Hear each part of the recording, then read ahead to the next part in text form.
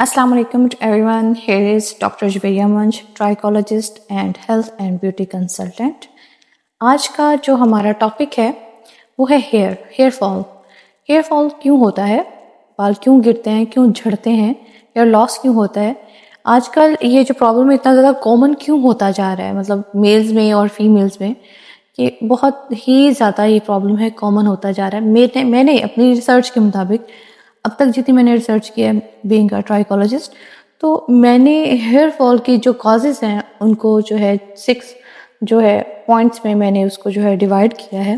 जिसके अंदर सबसे पहला पॉइंट जो है मेरा वो है जेनेटिक, यानी कि फैमिली प्रीडिस्पोजिशन रेशियो, यानी कि आपको आपकी मौरूसी तौर पे, विरासती तौर पे आपको ऐसे जीन्स मिलते हैं जिनकी वजह से हेयर फॉल होता है, मेल्स में भी और फीमेल्स में भी। अक्सर देखा होगा कि मेल्स में यहाँ क्राउन एरिया से हेयर फॉल होना स्टार्ट हो जाता होता है, बाल्ड हो जाते हैं, बिल्कुल स्कैल्प नजर आना स्टार्ट हो जाती होती है। ठीक है, इस तरह फीमेल्स में भी होता है। फ्रंट फीमेल पैटर्न बाल्डनेस का इशू होता है, फीमेल्स के यहाँ से फोरहेड से, फ्रंट से बाल जो है शेड होना स्टार्ट हो जाते होते हैं, बिल्कुल बाल्ड होना स्टार्ट हो जाता होता है।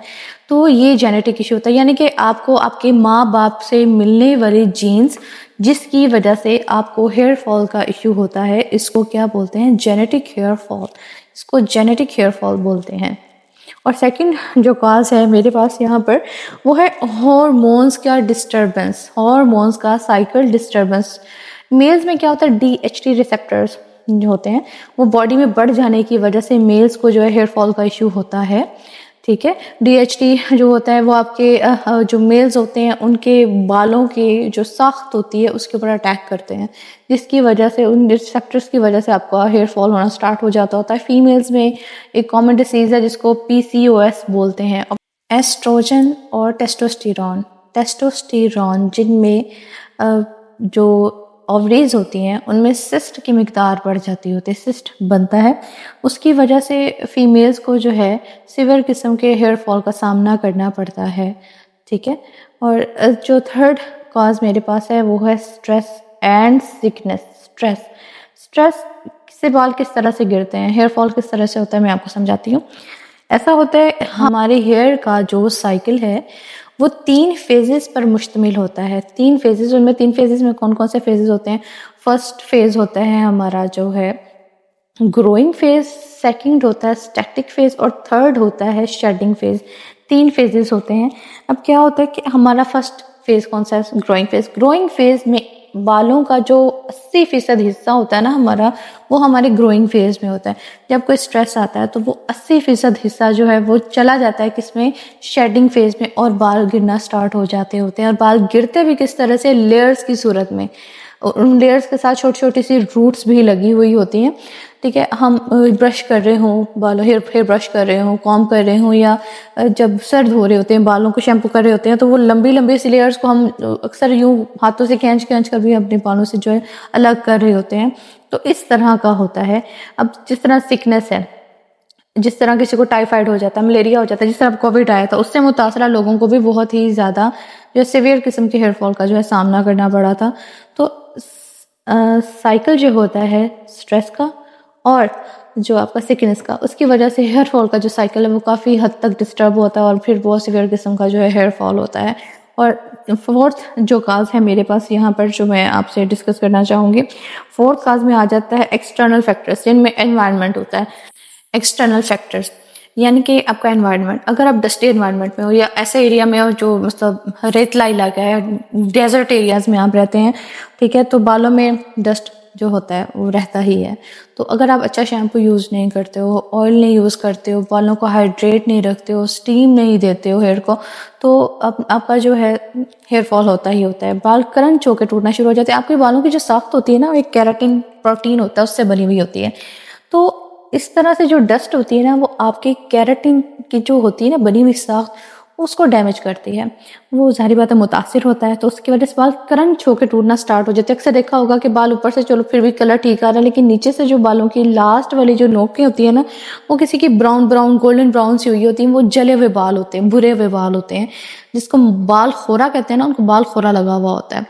और फिफ्थ कॉज जो मेरे पास है वो है हेयर वैक्स। आप स्ट्रेट करते हो, डाई करते हो बालों को, आयरन यूज़ करते हो, ठीक है, स्ट्रेटनर यूज़ करते हैं, उससे जो आपकी हेयर केराटिन के जो बनी हुई लेयर होती है ना वो जल जाती है, उससे भी बाल झड़ना शुरू हो जाते हैं, टूटना शुरू हो जाते हैं, झड़ना शुरू हो जाते हैं। और जो फिर हमारे पास आ जाती है six cause and nutritional deficiency. अगर आपकी बॉडी के अंदर विटामिन ई, विटामिन के, विटामिन डी, जिंक की डेफिशिएंसी है आपकी बॉडी के अंदर, तो उसकी वजह से भी हेयर फॉल होता है। हमारी बोन्स दर्द होना शुरू हो जाती है, हमें वीकनेस फील होती है, हम इतने ज़्यादा एनर्जेटिक नहीं रहते, हम ठीक से मूव ऑन नहीं कर पा रहे होते हैं, कोई काम में दिल नहीं लगा पा रहे होते हैं, हमें बस स्ट्रेस रहता है। ये न्यूट्रिशनल डेफिशिएंसी को मैं स्ट्रेस भी कहूँगी, क्यों हम ज़ाहिर बात अगर हमें न्यूट्रिशनल डेफिशिएंसी है तो स्ट्रेस का अटैक हम इजीली अडॉप्ट कर लेते होते हैं। तो ये 6 की 6 कॉजेज़ हैं जो मैंने आपके साथ डिस्कस की हैं, इसकी वजह से हेयर फॉल होता है। अब आप इससे आपको इतनी अवेयरनेस हो चुकी होगी कि आपको पता चल जाएगा कि आपको हेयर फॉल किस कॉज की वजह से होता है और वो कौन सा हेयर फॉल है। फिर अब मैं मूव करने वाली हूँ इसके ट्रीटमेंट की तरफ, आपसे डिस्कस करना चाह रही हूँ। इसका ट्रीटमेंट जो कोर्स मैंने इंट्रोड्यूस करवाया है ना, वो 4 माह का कोर्स है। 4 माह का कोर्स किस प्रॉब्लम के लिए है? जो क्राउन बाल्डनेस होता है, ये फ्रंट फीमेल पैटर्न बाल्डनेस का होता है, ये जो आपको न्यूट्रिशनल डेफिशिएंसी की वजह से होता है, उसके लिए आपको पूरी किट यूज़ करनी होती है। क्योंकि अगर आप पीआरपी नहीं करवाना चाह रहे, माइक्रो नीडलिंग नहीं करवाना चाह रहे, हेयर ट्रांसप्लांट सर्जरी नहीं करवाना चाह रहे, तो आपको ये पूरी किट यूज़ करनी होती है।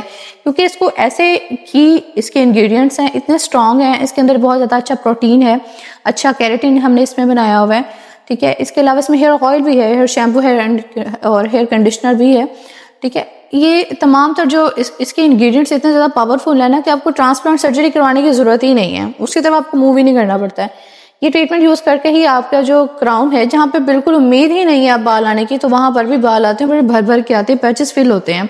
एलोपेशिया है, एंड्रोजेनिक एलोपेशिया है, पीसीओएस का इशू है, ठीक है। जो भी कॉज है, वट एवर कॉज मैटर नहीं करती है, मैटर करता है आपका इलाज। आपके बाल आ जाना ज़ाहिर बात है बड़ा इंपॉर्टेंट पार्ट होते हैं आपका, ठीक है।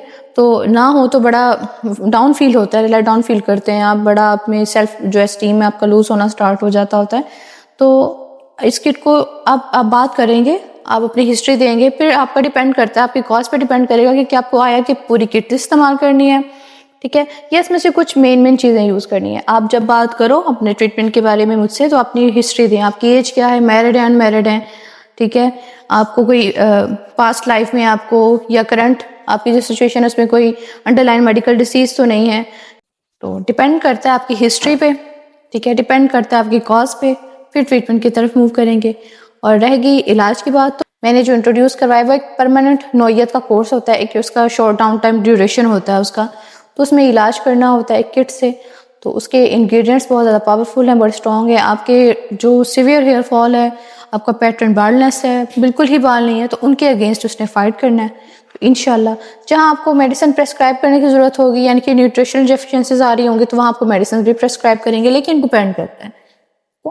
तो इस वीडियो को आखिर तक देखने का बहुत बहुत ज़्यादा आपका शुक्रिया। तो जब भी आप प्रॉब्लम अपना लेकर आए हेयर फॉल का, तो उसको काइंडली ब्रीफली एक्सप्लेन किया कीजिए, और लास्ट में मैं आपको ज़रूर दिखाऊंगी कि कौन सी किट है। लेकिन अगर आप पहले कंसल्ट करना चाह रहे हैं तो जो ऑफिशियल पेज है उसका लिंक भी मैं डाल रही हूँ, तो आप मुझसे पहले डिस्कस करें, फिर आप अपना ट्रीटमेंट। जज़ाकल्लाह।